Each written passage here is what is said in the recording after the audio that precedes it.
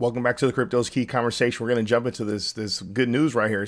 HSBC rolls out cryptocurrency services in Hong Kong. It says report 3 crypto ETFs listed on the stock exchange of Hong Kong are now reportedly available for trading on Hong Kong's largest bank. So Tyler Winklevoss had put it up here as well.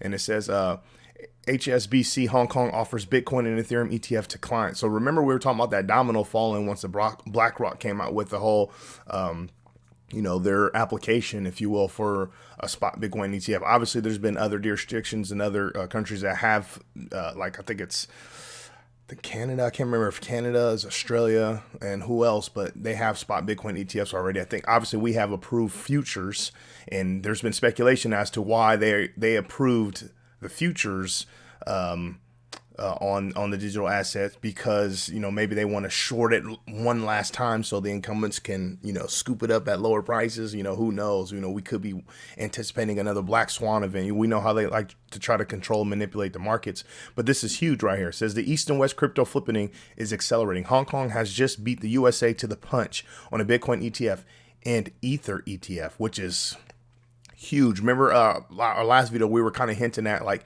as things progress towards spot Bitcoin ETF, like what's going to be the next digital asset. Obviously, Ether's already being propped up right there. Boom. So that's just more capital getting ready to really drive the market up. And Irina says it perfect right here. It says the next bull market will come from the East. You just visited the UAE. I'm sure you have seen what's going on here. Yes, lots of great things happen in the UAE. Very exciting. So it's very exciting in general. Even look at this. It says IMF suddenly flips on crypto as Wall Street fuels a 200 billion Bitcoin, Ethereum, and crypto price rally. I mean, it's happening. And the thing that's crazy is we're sitting at a $1.2 trillion market cap. Bitcoin's holding strong in that 30,000 range. Ethereum sitting at 1,800. XRP, fell well below that 50-cent range, sitting at 47 cents. But Bitcoin Fear and Greed Index sitting at 55, right? So we have all this positive, news coming out, right? But then you still have people in the media trying to, we're talking about black swans, and they're trying to, set these FUD campaigns. And as Will Clemente says, these arguments against Bitcoin are waning, especially with the stamp of approval recently given by the largest financial institutions on earth. If this inaudible nonsense is the best criticism that bears can come up with, we're going so much higher. So there's people obviously still speaking against Bitcoin and the digital asset and crypto space, which is just tragic. Listening to this. I think it was 9 or 10. Yeah. Anyway, so here we are now, call it 13, 14 years in.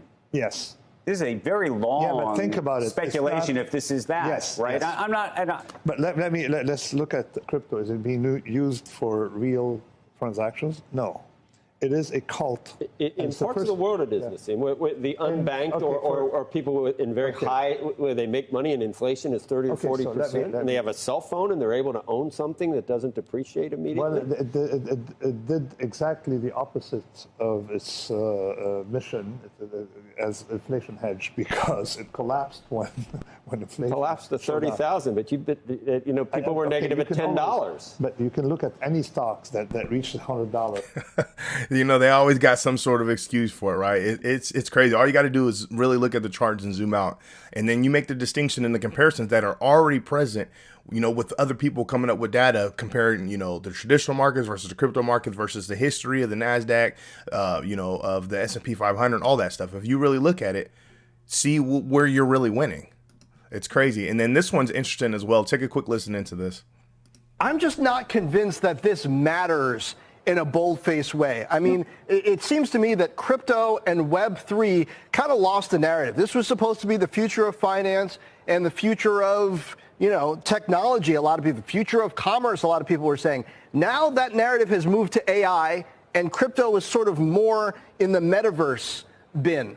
Why is that wrong? And does this move and others like it that we're talking about today, does that move crypto and Bitcoin specifically any closer to being in charge of the narrative again? Well, I think the narrative's actually completely wrong. The idea that the digital assets are in the waste bin, seems kind of silly to me. We're talking about a $1.2 trillion asset from zero 14 years ago, $500 billion in Bitcoin alone. Well, but we're not talking kind of about silly to say it's we're in the not waste. talking about NFTs or virtual real estate in the same way anymore. People aren't trying to buy the virtual place next to Snoop Dogg's house. Like, people are concerned about actual commercial real estate right now. Well, no, that's been the whole point all along, right? Blockchain technology is one of the 4 pillars of the digital age, the ABCDs, as we call them. It's AI, blockchain technology, computer chips, and data. Those 4 things are transforming the way we store and exchange value. The same way that media was completely disrupted by the internet and the value of the biggest media assets went to new assets, the same thing's happening in financial services. It's a long process. It doesn't happen overnight. It happens over decades.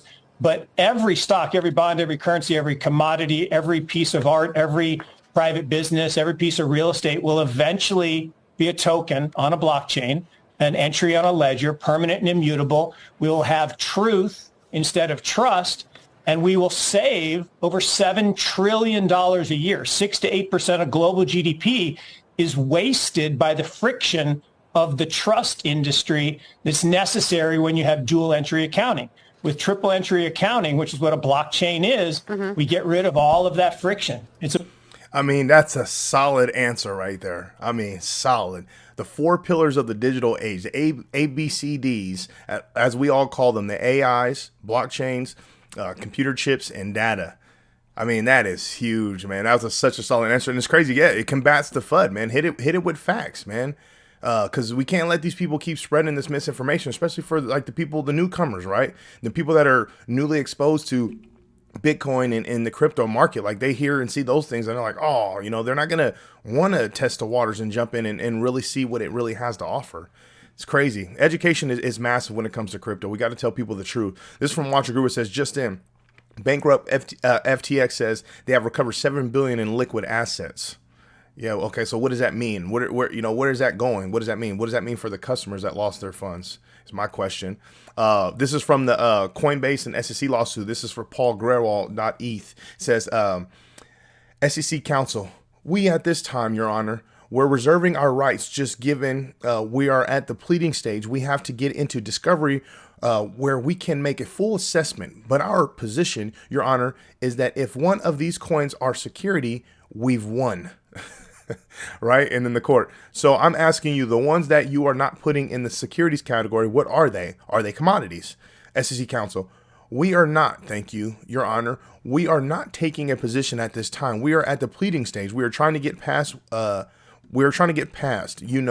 any potential motion to dismiss is satisfying our burden under the rules, SEC counsel. So we think way more than is required under Rule 8. We gave the court and the parties notice as to, I think, the number of 14 total coins, including BNB, which is at issue in the TRO, right? And then John Deaton goes, I call this, quote, Your Honor, we're reserving our right to call everything a security at a later date when we have a politically motivated reason to do so argument.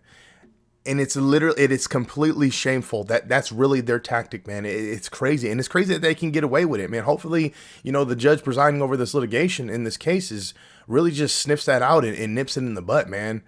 Man, Ripple, I can't wait to see Ripple really just, stand tall and be victorious over the SEC after this thing. And obviously we're talking about Coinbase right here, but I'm saying, obviously Ripple versus SEC case is going to be the one that's going to be concluding first, right? So hopefully we get a great ruling and dominate with the victory within that one. So, other industry players can utilize information from it, hopefully to better their case. I wanted to shout out John Deaton for doing the solid work. He says we have about 1,750 Coinbase customers who have signed up to potentially ask to be amicus curiae in SEC versus Coinbase. FY, this isn't about supporting Coinbase. It's about making sure Coinbase or the SEC doesn't speak for you and that you get to speak for yourself. So just like we did with the class action lawsuit against the SEC when they sued Ripple, right? Ripple wasn't representing us as XRP investors, right? So we have to stand up and have a voice for ourselves. So that's what this was about. So if you haven't done so, make sure you sign up with that. But that's what I have for you. Make sure you come to the Crypto's Key Conversation YouTube channel, subscribe, follow us on Twitter at Crypto's Key 1. I really appreciate your support out there. With all that being said, stay strong out there and be safe.